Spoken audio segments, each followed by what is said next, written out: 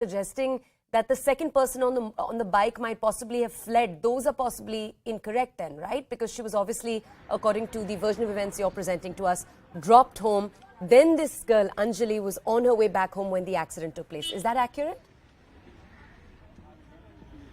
Well, definitely. But yes, more clarity would come once the Delhi police comes out and confirms this actual story. But yes, sources within the Delhi police have been telling this story to CNN News 18. But yes, once the official version comes out, we'll be more clear as to how does the Delhi police see this entire development. Because yes, this is definitely a big development that has come, and the statements of this girl is going to be also very crucial because it is going to actually establish the fact that if this attack or if this incident was actually planned, or this entire incident or this entire episode happened by accident. So yes, this is another very crucial thing that is going to be questioned. Anshul, stay with us for a second, please. I'm going to go over to our colleague Anvit. I'll come back to you with more questions. But first I want to go over to Anvit to understand.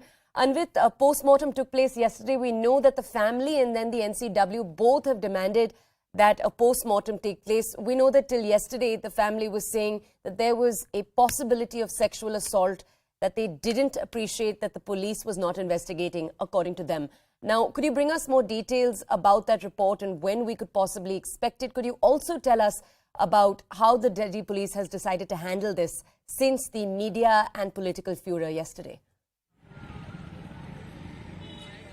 See, media and political furor has certainly risen this case, and it has snowballed into a controversy now, and that is why, sensitive case it has become. Then following that, stringent actions were slapped against the persons who have been arrested. In fact, culpable homicide not amounting to murder was also added in this case, whereas mostly we see that such accidents only amount for 304A, which is causing death due to negligence and rash and negligent driving. But police have taken strict action, and all these men have been arrested. They are now in 3 days of police custody, and over the days they will be questioned to establish the sequence of incidents and to know how they have been claiming since the beginning that it was undeliberate and that they did not come to know that there is a body underneath the car that is clinging onto the car, and they dragged it for at least 12 to 13 kilometers. That is one theory that the police is not being able to digest, and that is why these men have been taken on a police remand for 3 days, and they will be questioned on these lines. Another important development that has taken place is that another woman has been identified on Monday. Police zeroed down on this woman who had left the hotel where these women had attended a gathering.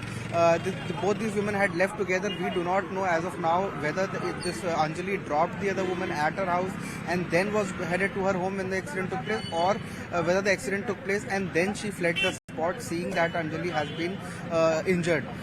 This somehow doesn't seem to be right in the sequence, because in that case the girl might have rushed to the families and must have reported the incident to the police or to the family members, which police are saying did not happen.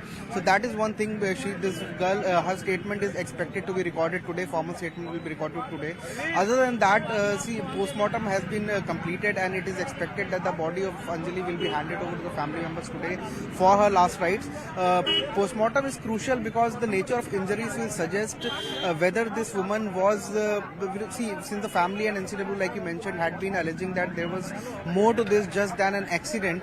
So a post-mortem will clear one thing, first of all, whether there was any sexual assault or not, as the family had been claiming, a larger conspiracy.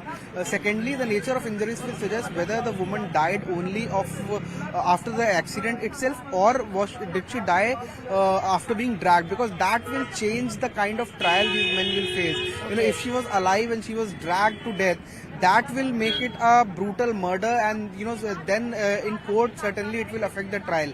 But if she had already died and it comes out in the probe that these men did not know or were not aware that her body is clinging onto the vehicle underneath, and then they dragged her up to 12 to 13 kilometers, and it was in panic or desperation that they fear being caught by the police, and they left the body, abandoned it, and then left the spot, that will see a different kind of a trial. So trial would certainly be affected by what kind of injury she has, which will also imply as to whether this was a brutal murder or it was an accident that led to such a tragedy. Okay, Anvit, thank you for those details. Stay with us. I want to go back to our colleague Anshul. Anshul, you've been bringing us reports of this story since yesterday. One of the big glaring holes has been on the role or the lack of role of the police on what is perhaps the most heavily patrolled night that Delhi sees. I think 18,000 police personnel were deployed across the city that night. Anshul, there remains a lack of clarity on the number of PCR calls, for example, that were made. I know that yesterday the Special Commissioner of the Police had said that there were 2 PCR calls, but I know that since then various outlets have said that there may have been 5 calls. One eyewitness said that they made as many as 10 calls to the police. Can you bring us some more clarity there? So yes, there was one of the eyewitness who was constantly on call with the police officials for at least half an hour while he was chasing that vehicle, just trying to inform the police and as to where the exact location of that vehicle is. And also it is through this eyewitness that the police got to know the number of that vehicle, after which the vehicle was eventually traced and all these accused were taken into the custody. Also 3 PCR calls as mentioned in the FIR that has been accessed by CNN News 18. 3 PCR calls were received from the Y junction where the body was found completely naked. So yes, many PCR calls were given. Also, we spoke to an eyewitness yesterday, where that eyewitness he was a Zomato delivery guy, and he said that he also went ahead and informed the beat officials at that point in time, but the beat officials did not respond to him in a very proactive way, and eventually said that since you are not hurt in that accident, it doesn't matter, you go home, we'll look into the entire incident. So yes, these are the laxities that we have been pointing out since yesterday in the approach of the Delhi police. But yes, if you talk about the kind of preparations that the Delhi police had made, there was a very big press conference in which 4 special CPs of the Delhi police had come out and actually chalked out the entire plan of how they are actually planning to make sure that the New Year celebrations in Delhi is crime free. More than 16,000 Delhi police officials were deployed. More than 1,000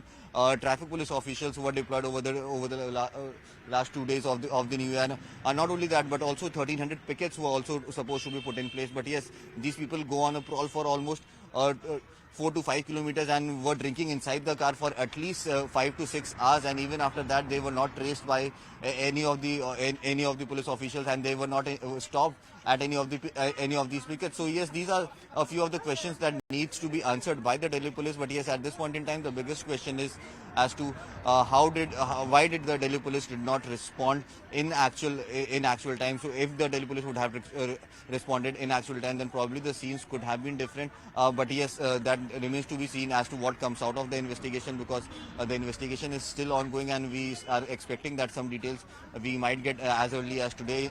Even we are expecting that the post-mortem report might come as early as today, because the family of the girl is saying that until and unless they get their hands on the post-mortem report, they are not going to go ahead with the cremation. So yes, it is a very tough task for the Delhi police to make sure that the post-mortem reports come out today, and they are able to convince the family that the reports are correct, and hence they should go ahead with the cremation procedures. Anshul, I just want to ask you one more question before we go back to our colleague Anvit. I want to understand from you, we've also seen a lot of politics play out since yesterday, with the Aam Aadmi Party spokesperson Saurabh Bhardwaj leading the charge, pointing to the fact that one of the men in the car was a BJP worker, and saying that because of the BJP workers' involvement, the first round of charges that were applied by the police weren't as heavy and as serious as they should have been. Have we seen a follow-up investigation in that aspect? So if you see, like Anvit mentioned, that generally in accident cases, the kind of FIR that is registered, it is under section 279 of the IPC, which is rash driving, and 304A of the IPC, which is death due to negligence. So yes, initially in any sort of accidental cases, the FIR that is lodged is on these sections of the IPC, and these are bailable sections. But after the media pressure and after the political pressure that has entered this entire case, the police went ahead and added 304 of culpable homicide and section 34 of the IPC, which was being involved in a planned murder as well. But these are non-bailable sections, and that is the reason why the Delhi police had managed to get custody of all these 5 accused for the next 3 days. So yes, the Delhi police, prima facie, what the DCP had also come out and said that prima facie, looking at the incident, it did not seem like that it was a case of rape, and hence the Delhi police tried to take this case as another case of accident due to rash driving. But eventually, when there was a lot of family pressure and the manner in which the body of that girl was found, that raised a lot of questions, that raised a lot of alarms. We saw the DCW and the NCW coming to the fore and issuing notice to the Delhi police as to why they did not register a case of rape in this entire matter. So yes, the investigation is still ongoing. The charges of rape and murder have still not been included, which is section 302 and section 376 of the IPC have still not been included. And once the post-mortem report will come out, and if at all the post-mortem report goes out and proves that any kind of sexual assault has taken place, then we can expect that the sections of rape could be induced. But yes, at this point in time, none of those sections has been imposed, and all the police is waiting for at this point in time is for these post-mortem reports to come out. And once those post-mortem reports comes out, we could see this case taking an entire new turn. And if at all in that report it is proven that no sexual assault has taken place, then the charges that have been imposed at this point in time, these charges are going to remain the same. Okay, all right. Anshul, just stay with us. I want to go back now to our other colleague, Anvit, who's also with us on this entire story. Anvit, perhaps one of the most heartbreaking things that we watched yesterday was the mother of the victim describe her ordeal in the early hours of Sunday morning, just how hard it was for her to get the police to take her account of what happened seriously. Now, we know that the Home Minister has, in the hours since, asked for a report. Can you walk us through the kind of internal investigation that the Delhi police is possibly going through right now? See, a special team has been constituted for the investigation in this entire matter. A Special Commissioner of Police Shalini Singh, who is the head of the Economic Offences Wing, she has dealt with some important cases in Delhi Police. She has previously also served in the Intelligence Bureau. She has been assigned to investigate this case, and her team yesterday visited this entire stretch of 12 to 13 kilometers where this car had dragged the Anjali's body, and this entire stretch has been mapped. Also, the spot where this incident took place, the team visited that and they tried to recreate the crime scene. Today, we are also expecting that the men who have been arrested, who are in police custody now, they'll be taken to the crime spot to establish the sequence of incidents, because not all the stretches had CCTV footages, even though we have come across 2 to 3 CCTV footage where clearly it is seen that the body is being dragged under the car, and also a CCTV footage where the 2 women are seen leaving the hotel, but the accident has not been captured in any of the footages. So to establish the sequence of events, how it unfolded, and did this girl, the second woman who was riding pillion with Anjali, did she flee the spot after the incident, or Anjali had dropped her home and then she met with the accident? These things are yet to be established. But see, earlier that you were asking that there were elaborate arrangements on the night of the eve of New Year and on the night of 31st December. Despite that, this incident takes place. And if we talk about figures, to some figures that the Delhi police had officially shared, there were at least 18,000 policemen on duty that day, including 2,500 women policemen, 1,600 pickets that were raised, additional pickets that were raised across capital, 1,200 mobile patrolling vehicles, while as 2,074 patrol bikes and 125 checkpoints to check drunken driving. These men had been drinking in the car. They drove for at least 12 to 13 kilometers. None of these 1,600 pickets that had been raised, they passed through them, and at least 125 checkpoints that the police had been claiming had been raised to check drunken driving. They did not come across even that. So this is completely, what we can say is a sheer negligence on the police's part, and that these men could not be detected, even though there were 3 PCR calls in this entire incident. One had reported that that the body is lying, a naked body, unclothed body of a woman is lying in Kanjavla area. There was another PCR call of reporting that a scooter has been found in accidental condition. Another man reported, an eyewitness who Anshul also spoke to, reported also to the police that there was a woman's body that had been dragged under a Baleno car. But see, despite all these calls and despite all such elaborate arrangement that the police had made, these men remained unescaped for hours, and when the body was being dragged, also important to mention that post-mortem has been completed, and it will be very crucial to know what the nature of the injuries are, because that will prove whether this woman had died at the spot and was later on dragged, or she was dragged to death, because that will certainly change the kind of trial these men will see and the section that they will attract in this entire case. Okay, all right. Let me check back now with my colleague Anshul, who's also been bringing us details since this story first broke. Anshul, I want to understand, yesterday you covered the scene, you covered not just the victim's home, but also the community and the kind of frustration that there was within the community in the day after. Does that frustration remain? Can you tell us more?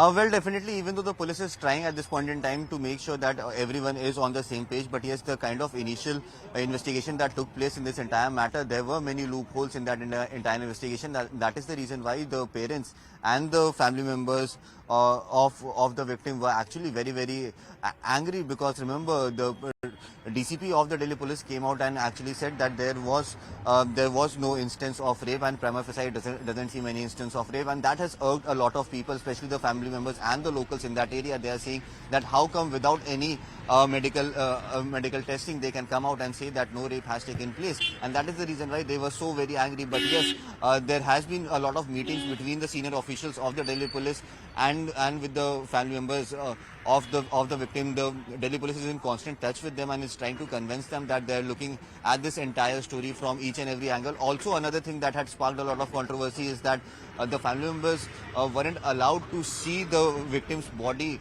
till late afternoon, is what we have been told, is what is being claimed by the family, and also without their permission, without telling them, the body was sent to the mortuary to the hospital for post-mortem as well. So yes, these were some of the communication gaps between the family members and the police officials that led to the anger amongst the people. But yes, by the evening we saw there was a lot of protest during the afternoon, but yes, by evening we saw that the anger amongst the people was slowly dying down, because the police was in constant touch with them. The police was actually trying to convince them that they are looking at this case from each and every angle, and they'll make sure that the accused are punished at the earliest. We also saw that all these 5 accused were arrested by the Delhi police. They were presented in front of the court. Now the sections of 304 and non-bailable sections were also added to the FIR. That has also helped in calming down the people on the ground, because the people were also angry on the kind of FIR that the Delhi police had filed. They had still filed the FIR under bailable sections, which meant that these people could have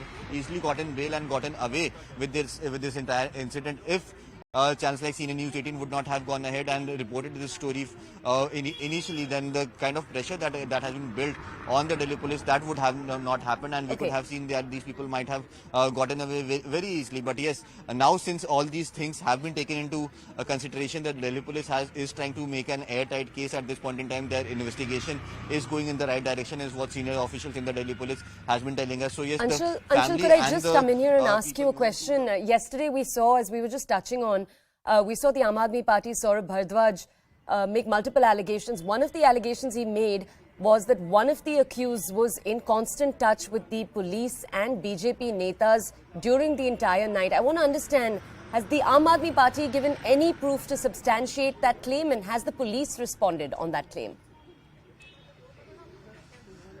So yes, what sources in the Delhi police have told us that this entire is just a political drama that has been carried out by the Aam Aadmi Party, because remember, the person Manoj Mittal, who was sitting in the front car, is associated to the BJP. He is a corporator for the BJP from the Mangolpuri ward, and yes, he is associated to the BJP. But yes, the Delhi police did not at any point in time let him go, or even in the FIR his involvement is mentioned, that he was right there sitting in the car, and he was also drinking inside the car as well. So yes, it doesn't seem that there is any discrepancies when it comes to the entire investigation that is being carried out by the Delhi police, or there is any discrimination that has been done by the Delhi police. But yes, we have seen that the BJP has also come out and responded. We have seen that how the Lieutenant Governor and the Aam Aadmi Party has been on the loggerheads for the last 1 year since this new Lieutenant Governor has taken power. So yes, the manner in which the Aam Aadmi Party went out and protested outside the house of the Lieutenant Governor demanding